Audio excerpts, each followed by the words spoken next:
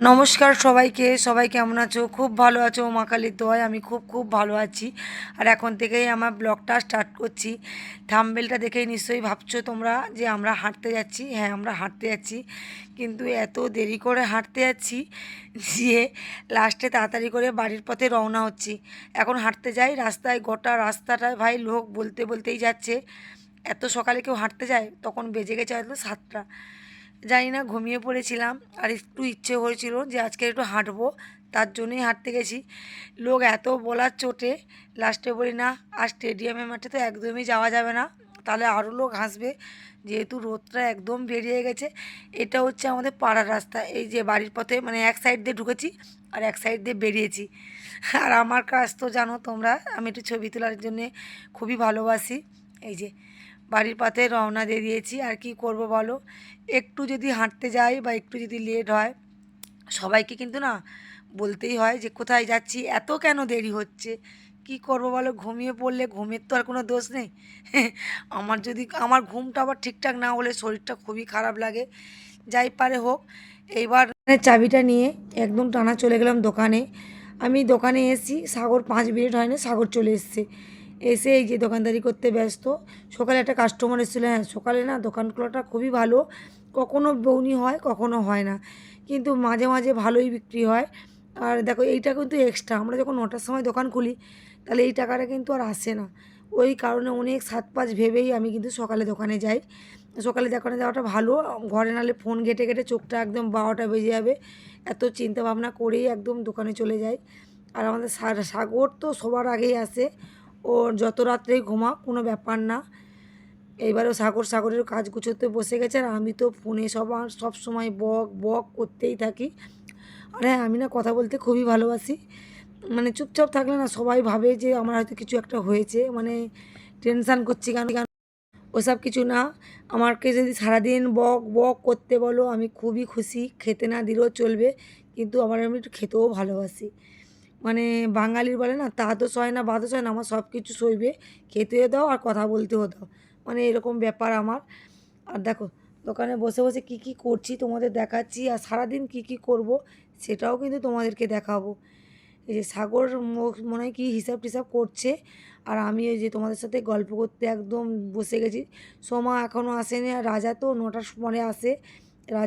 রাজাও আসেনি, শিমুল তো আসেইনি। আর হ্যাঁ, শিমুলদের দোকানটা না কদিন পরে কাজ হবে, আর তোমাদের দেখাবো। আমাদের টালি বসাবো, ওখানটা টালি বসানো হয়নি, তাই ভাবলাম তোমাদের সাথে একটু গল্প করি। সব কিছু যখন শেয়ার করি তাই একটু গল্প করছি তোমাদের সাথে। তারপরে পুজো টুজো দিয়ে সাগর টিফিন খেতে বসে গেছে, বাতাসা মুড়ি। আমি তো আর বাতাসা মুড়ি খাবো না, আমার একটু ইচ্ছে করছে ঝাল ঝাল কিছু খাই। তাই সাগরকে বললাম, তুই কি খাবি? না, আমি বাতাসা মুড়ি খাবো। আর আমি খাচ্ছি ঘুগনি মুড়ি। ও বাতাসা মুড়ি খাচ্ছে, ওর কারণ হচ্ছে ওর নাকি পেট খারাপ হয়েছে, পেট ব্যথা করছে। আমি ভেবেছি কি না কি মনে হয় হয়েছে, কিন্তু কিছুই হয়নি। পায়খানা হয়নি বলে এরকম প্রবলেম হয়েছিল। তার এত যে ছেলেরা ভয় পায় আমি জীবনে যাই না। ভয়ে 3-4 দিন মানে খাওয়াই বন্ধ ছিল। মানে মেয়েরা জানি ভয় পায়, ছেলেরা যে ভয় পায় জানি না। আমি এই দেখো না, আমার পেট ব্যথা সবসময় বলি, কিন্তু আমি দিব্যি গরু গন্ডা চালিয়ে যাচ্ছি। কেউ বললো আমি শুনি না কেন, আমি খেতে একটু ভালোবাসি। যতক্ষণ পেটের ব্যথা হচ্ছে হোক, তারপরে আবার খাওয়া আরম্ভ। আর এই যে তোমাদেরকে ভিডিওটা দেখাচ্ছি, এটা কিন্তু অক্ষয় তৃতীয়ার ভিডিও। এই যে শাড়িটা পরেছিলাম অক্ষয় তৃতীয়ায়, যারা ডেলি আমার ব্লগ দেখো তারা নিশ্চয়ই দেখেছো। এই যে একটা না পার্সেল এসেছিলো তোমাদের দেখাতে, আমি একদমই ভুলে গেছি। তাই ভাবলাম সব জিনিসটা যখন শেয়ার করি, এটাও শেয়ার করি। পার্সেল এলে বা নতুন যদি কেউ কিছু গিফট দেয়, এতটা যে আনন্দ হয় ভাবা যায় না। আমি বিশেষ করে সেই রকমই ধরনের মানুষ, গিফট পেতে আমার খুবই ভালো লাগে। আর কি গিফট এসছে দেখো, বাবলা তো একদম ছিঁড়ে মিড়ে মনে হয় খুলবে, এরকম চিন্তাধারা। আমি বলছি দাঁড়া একটু কাটি, কাঁচিটা খুঁজি।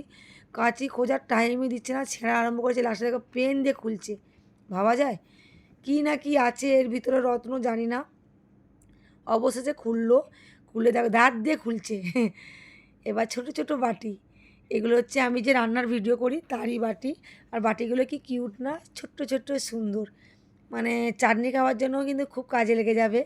মানে এতটা আনন্দ আমি পাই না, মানে আমি ওই জন্য অনলাইনে হট করে অর্ডার দিই না।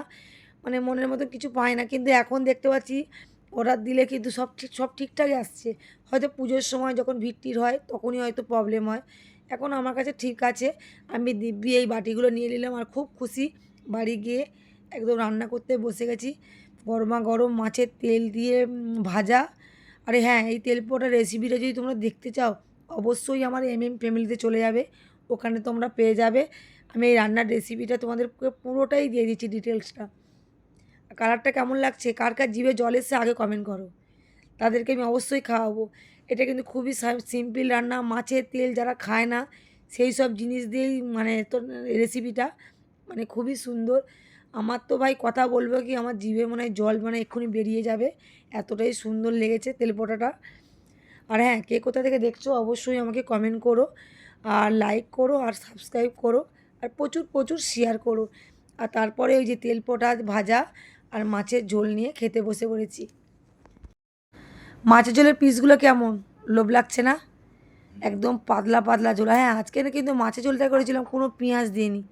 পেঁয়াজ ছাড়া যে এত সুন্দর রান্না হয় আমি ফার্স্ট ট্রাই করলাম।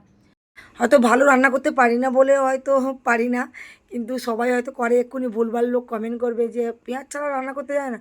কিন্তু সত্যি কথা, আমার বাবারা বাঙাল, আর বাঙালরা কিন্তু পেঁয়াজ ছাড়াই রান্না করে। আমার বাপেরা কিন্তু মা মেদিনীপুরের, বাবা বাঙাল, আর আমার বিয়ে হয়েছে উত্তরে। আর ছোটোবেলা থেকে কী বলতো, রান্না বান্না ঠিক শিখতাম না। মা অনেক মেরেছে, প্রচুর মার মেরেছে, একটা মার মানে নিচে পড়েনি, তাও আমাকে দিয়ে রান্না শেখাতো না। আমার মা, আমার বৌদি, আমার জেঠি কাকিদের হাতে রান্না কত সুন্দর জানো, পেঁয়াজ ছাড়া রান্না। আমার মা কিন্তু মেদিনীপুরের, এসছে যখন আমার জেঠিরা তো একদম বাংলাদেশ থেকে এসেছিলো, আমার জেঠিদের রান্না এতটাই সুন্দর, দেখে দেখে অনেক শিখে গেছিলো। কিন্তু কী করবে বলো, আমাকে যদি না শেখাতে পারে। যখন শ্বশুরবাড়ি ফার্স্ট এলাম, কড়া কীরকম তাড়তাম সেটাও জানতাম না। আমার মানে বর, মানে তোমাদের দাদা ভাই সব কিছুই শিখিয়ে দিয়েছিলো। সে যাই পারে হোক, একদিনকার তোমরা অবশ্যই কমেন্ট করলে আমি পুরো ঘটনাটা বলবো। এইটা হচ্ছে আমার বোন, হঠাৎ মাত্র এসছে, মার বাড়ি যাব, মার জ্বর, মার শরীরটা ভালো না, মা আমাকে ফোন করে বলেছে, তার জন্য যাচ্ছি।